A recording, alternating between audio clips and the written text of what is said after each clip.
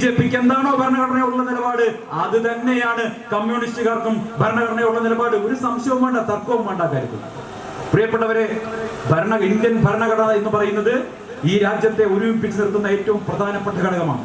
ആ ഭരണഘടനയിൽ ജനങ്ങൾക്ക് അവിശ്വാസം ഉണ്ടായാൽ, പൗരന്മാർക്ക് അവിശ്വാസം ഉണ്ടായാൽ ഈ രാജ്യം മറ്റൊരു അനാർക്കിയായി മാറും.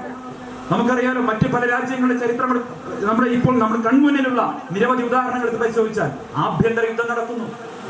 എന്തുകൊണ്ടാണ് ഈ രാജ്യത്ത് ഒരു ആഭ്യന്തര യുദ്ധമില്ലാത്തത്? എന്തുകൊണ്ടാണ് ജനങ്ങൾ ഒറ്റക്കെട്ടായി ഒരു മനസ്സോടെ ജീവിക്കുന്ന സാഹചര്യം ഉണ്ടായത്? ഈ രാജ്യത്തെ ഭരണഘടന എല്ലാവർക്കും തുല്യത ഉറപ്പു നൽകുന്നു.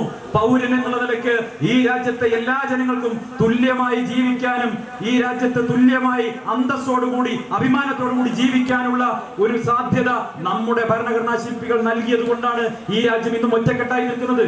ആ ഭരണഘടനയെയാണ് സജി ചെറിയാൻ അവഹേളിച്ചത്. സജി ചെറിയാൻ അതേ ഭരണഘടന തൊട്ട്